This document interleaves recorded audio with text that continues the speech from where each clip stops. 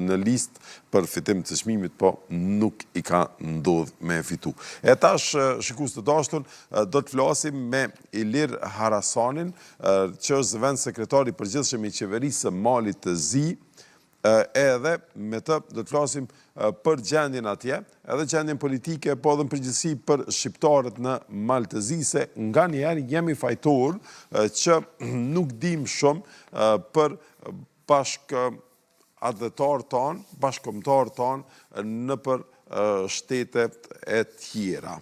Dhe më thonë, nga njerë ne ankohemi që shqiptarët e Shqipërisë nuk e dishin kur kemi dalë në Tiranë, edhe kemi pyet që se din pavarësinë, datën e pavarësisë Kosovës, po une prapë se prapë mendoj që asna në Kosovë nuk është që dim shumë nga problemet e shqiptarëve në Maqedoninë e Veriut, në Kosovën lindore apo në jug të Serbisë, në Preshevë, Bojanovë dhe Medveç, po as në Mal të Zi, në Ulqin, në Tuzë, në Plavë, Kuci, e tjerë. Mirë mëngjes. Mirë mëngjes për ju edhe për gjithë teleshikuesit. Mirë mëngjes, zoti Harasani, si jeni sot, a ka shi atje, mas parit, ja fillojmë për i motit. Mirë është shi ka, ja ka nisur qysh dje, për ju e sidomos nga Kosova shiu këtu nuk është di mirë se ardhën në Ulqin, por tani që nuk është sezoni turistik, kështu që është koha e shiut, s'kemi që të bëjmë. Të pëthonë sot gjendësh në Ulqin, apo jo? Po, sot jam në Ulqin. Si ka shkuar si vjetë, dhe pëtona ka pasur shumë kosovarë që kanë qenë në Ulqin edhe se sheni ju vizitën e kosovarëve po dhe shqiptarëve të tjerë në Ulqin gjatë sezonit turistik? Atëherë sa i përket Ulqinit, kosovarë çdo herë ka qenë ngurthemeli i turizmit në Ulqin, edhe ka qenë pjesa jo e shmangshme për ne, për ekonominë në vendi, sidomos nga vitet 90-ta dhe deri tek vitet deri para 10 viteve mund të thoni, kur sidomos ishin pjesë të luftave, sanksioneve, ku kishim mungesë të turistëve të huaj. Turistët kosovarë ishin çdo herë të mirë se ardhur dhe bëshin një kontribut jashtëzakonshëm për ne. Sa i përket si mjetë, por edhe vjetë, kemi pasur ndoshta më pak në përgjithësi, ose se kemi pasur atë në pritjen e duhur turizmit, sidomos edhe nga pjesa e Kosovës, por mendoj që ka ndikuar liberalizimi i vizave tek ju. Ashtu thonë gjitha parametrat që keni lëvizur dhe në shtetet ndryshme evropiane. Por çdo herë kuptohet se kosovarët thonë nuk kemi qenë deti i parë në Ulqin, kështu që të paktën 2 ditë na kanë vizituar.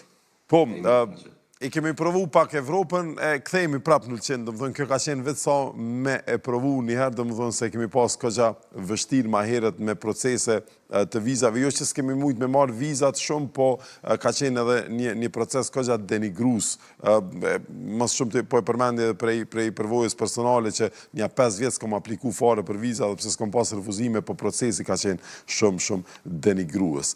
Po mirë, t'i kthehemi tash gjendjes të shqiptarëve në Mal të Zi. Në Mal të Zi janë 5% e popullatës janë shqiptarë sipas regjistrimit të fundit, edhe është pakica më e madhe jugoslave në Mal të Zi, edhe pse në përqindje shumë të vogël, prapë se prapë kemi pas një kryeministër shqiptar në vitin 2022, Abazovici që ishte kryeministër atje. A ka ndiku kjo që mu përmirësu përfaqësimi i shqiptarëve dhe interesave të shqiptarëve në Mal të Zi? Atëherë shqiptarët në Mal të Zi janë pjesë e rëndësishme mozaikut shoqëror dhe politik të vendit, ashtu si thami jemi veç 5%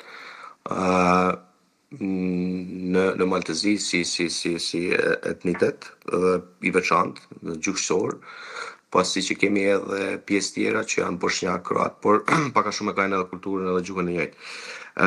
Sa i përket asaj që nga viti 2022 që kemi pasur kryeministrin Dritanin, do thotë ka ndikuar jashtëzakonisht. Kemi vetë parametrat flasin, ku në atë kohë, deri në atë kohë, shqiptarët ishin pjesë e qeverisjes, por me një pjesëmarrje shumë të vobekt, ku kishin çdo herë vesh një ministri dhe atë ministrinë e pakicave, ministri me 30 punësuar dhe çdo herë përfundonte me kaq.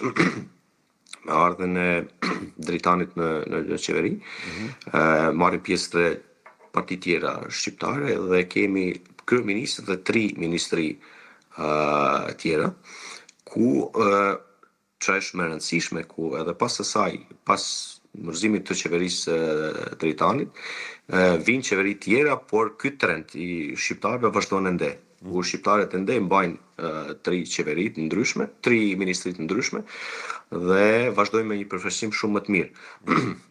E kemi parasysh se nuk do të thotë vetëm numri sa ministri ke tjetër, por është më rëndësi integrimi i saj ku ju bie një pjesë, do të thotë shtetformimit të Malit të Zi, kemi parasysh është Mali i Zi pak a shumë edhe si Kosova është shtet i ri, pasi jemi po vazhduar në Serbia, dhe çdo herë për shqiptarët, por edhe për malazezët, tjetë shqiptarin në disa pozita udhëheqëse ka qenë thuaj se pa mundur, ose më mirë themi pak e çuditshme, por stereotipet janë thyer kryesisht kur është marrë funksioni më i madh ekzekutiv kryeministi, pastaj tjerat vinë fare thjesht.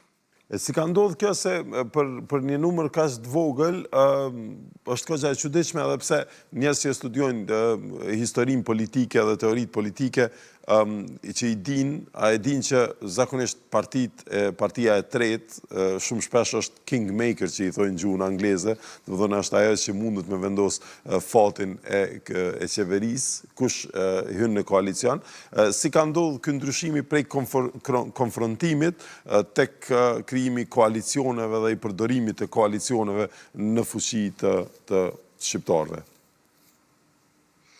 Atëherën kemi parasysh se këtu ka qenë një qeveri 30 vjeçare në krye me Milo Đukanović apo DPS, si thonë të, dhe nuk ka pasur ndryshim fare qeverisë. Shqiptarët kryesisht kanë qenë pjesë e qeverisë, edhe pse s'kan pasur numër shumë, do thotë 3, 4 deri në 5 deputet. Ka pas mundësi edhe më herët që të ndrohet qeveria, do thotë Đukanović, dhe të formohet një qeveri tjetër, por zakonisht në pjesën tjetër kanë qenë parti pro-serbe, ku shqiptarët nuk kanë rrezikuar shumë, edhe pse partitë kryesisht pro-serbe kanë ofruar për shqiptarët edhe më herët, zëvendës kryeministrin, kryetar parlamentit, po jo kryeministrin, që të vendosin në taborin e tyre, por kjo s'ndodhi më herët, por me ardhjen e drejtanit, do thotë në skenë politike, pasi që edhe drejtani është në moshë shumë i ri, drejtani është kryetari i parti qytetare, ku marrin pjesë komsi dhe entitetet të ndryshme, është tip i cili nuk kosmopolit, nuk ka do thotë barriera të ndryshme. Ne kemi luftuar çdo herë, do thotë kundër partisë e cila ka qenë në krye me Đukanović, dhe sa ka ardhur mundësia, kemi bërë një qeveri eksperte, se nuk doshim që personat të cilët, ju them edhe thasha më herët, në taborin e djathtë, që cilët kanë qenë kryesisht parti pro-serbe, të jenë pjesë e qeverisë. Kështu që e kemi pasur më lehtë të jetë ato na ka japur suport, por jo të marrin pjesë si ato persona në qeveri, dhe kjo funksionoi goxha mirë. Për fat të keq tani ato vazhdojnë të qeverisin, por vazhdojnë të qeverisin me personat të cilët janë, do thotë, kryetar partive pro-serbe, që kur ishim ne në qeveri nuk i lejonin, por tani janë në qeveri dhe disa parti, shumica partive shqiptare janë qeveri me të, të cilët më herët kanë kritikuar zotrin Abazović, kurse tani janë ato në qeveri me të, dhe shpeshherë vim tek disa situata jo të këndshme siç janë në integrimin evropiane, sepse dihet se çfarë interesesh kanë ato, dhe dyta tek provokime të ndryshme siç janë kohën e fundit që ndodhin me bustin e Draža Mihajlović, udhëheqin komandantin çetnik që vendosën në Berana e tjerë. Kështu që Mali i Zi pak a shumë është në aspektin sidomos për kosovarët të cilën nuk e përcjellin çdo ditë politiken. Është një situatë do thotë goxha turbulente sepse 30 vite nuk është ndrurur pushteti, kurse 3-4 vite të fundit është ndrurur 3 herë dhe është pak e kuklavitur. Ndodh kjo ka njerë pas një kohë të stabilitetit dukshëm të gjatë që ka kësë lloj turbulencash. Sa i përket relacionit të partive tuaja atje edhe qeverisë të Malit Zi me qeveritë shqiptare në Kosovë, me partitë shqiptare në Kosovë, në Shqipëri, në Maqedoninë e Veriut, edhe me shqiptarët në Kosovën lindore, si qëndrojnë punët aty, dëmëthon, a janë momentalisht nëse i shikojmë prej para 5 viteve dhe tash, a janë lidhet ma të forta, apo ma të dopta, si qëndrojnë puna, a ka ndarje për qarje për shkak të qëndrimeve politike, apo jemi më bashkë? Jo, nuk ka pas qarje as më herët, por nuk ka as tani, kryesisht si ka me disa parti politike shqiptare të Shqipërisë me ato të Kosovës, tek ne kjo nuk ndodh, por sa i përket marrëdhënieve kryesisht diplomatike, ndërmjet në këtë rast Malit të Zi dhe Kosovës, nga viti 2021, pra me ndrimin e qeverisë, me ardhin e Abazović, por tani edhe me partitë të ndryshme që shqiptare të cilët kanë dhe zavetës kryeministra dhe ministra, është rritur goxha. Kemi veç për shembull një parametër në vitin 2022 deri në vitin 2023, do thonë për një vit ka pasur më shumë marrëdhënie diplomatike ndërmjet Malit të Zi Kosovës se sa për 20 vite të mëhershëm, do thotë para vitit 2020 deri në vitin 2002. Dhe veç për këtë keni parasysh se çfarë ndodh. Ju thatë në fillim të emisionit se kosovarët ndoshta nuk dinë shumë për situatën në Ulqin ose në Malë të Zi në përgjithësi, por mendoj se nuk do të kundërshtoj, por mendoj se dini goxha mirë në krahasim me shqiptarët e Shqipërisë, të cilët në relacion me shqiptarët e Malë të Zi. Do thotë lidhja ndërmjet Malit të Zi, shqiptarët Malit të Zi dhe Kosovës nuk është vetëm në atë aspektin politik, ka qenë në aspektin social, ekonomik, marrëdhënieve të ndryshme martësore. Kemi ndarë një fat të përbashkët. Unë shpesh herë them Ulqini ndoshta është më afër Shkodrës, është rreth 40 kilometra nga Shkodra, por shumë në ngjashmëri kemi me disa qytete të Kosovës, Prizrenin, Prishtinën, Gjakovën, Pejën, sidomos se janë me qindra kilometra larg, por kemi më afërsi se sa me vetë Shkodrën, sepse kemi qenë të ndarë disa vite. Kështu që lidhja me Kosovën, sidomos me shqiptarët e Malit të Zi, ka qenë shumë e madhe, kemi parasysh shkollimin e jonë atje tek ju, e cila është një mosharres, do thotë shekullore, edhe për të ardhmet, do thotë që do vinë. Unë vetë jam student i Universitetit Prishtinës, do thotë është diçka jashtëzakonisht e madhe dhe kjo ka bërë dhe ka krijuar lidhje shumë të mira ndërmjet neve. Unë kam familjar në Farefisht që në vitet e 60, 70, 80 nga 3 muaj kanë kalu në Ulqin, ku kanë bo aktivitet ekonomik të tyre, dhe më thonë, janë marë saksisht, dhe më thonë, me qylyma, dhe më thonë, kanë shit në Bregdet gjatë viteve atje, po tash po mduket edhe vendi ku takohen mas shumë të shqiptarët e Kosovës edhe ata të Malit të Zi, edhe ku krijojnë familje, mduket është New Yorku. Dhe më thonë, në Sheba, dhe më thonë, ka unë një qifte që njëri është nga Mali Zi, tjetri është nga Kosova. E juve si u ndodhi, dhe më thonë, që të filloni studimet universitare në Prishtinë, pastaj keni vazhdu edhe në Frankfurt, edhe pastaj si vendoset që më ju fut karierës politike? Fare e rastishme, sepse them drejtën politikën kur nuk e kam dashur gjithsesi, dhe pak a shumë sidomos politikanët i kam urryer, por Dritani më shumë ka shtyr, edhe pse nuk i kemi njohur më herët, por politika e tij kryesisht ka qenë aktivist në organizata jo qeveritare, që cilët luftonin për drejtat e njerëzit, për ambientin e tjerë, dhe shpesh e përcjellsha dhe thosha si ka mundësi dikush t'i ndihmoja, kupton se nuk ishte shumë edhe ndihmës afër, edhe kështu jam ofruar, edhe kemi qenë pjesë e organizatave jo qeveritare, sidomos për mbrojtjen e trojeve të Valdanosit, aty ja kemi filluar, do thot pronave rreth 1 milion metra katror, Po. ku kryesisht janë prona shqiptare, të cilët ushtria atëherë jugoslave i ka uzurpuar, por fatmirësisht më ardhin në pushtet drejtarit, ato janë kthyer të gjitha. Okej. Edhe pashtu kam ardhur pas 1 vjet e 2 vendosëm që të kalojmë në parti politike, sepse faktikisht lëvizje qytetare, pastaj parti politike, sepse si ujo që nuk na vunte kush vesh. Po.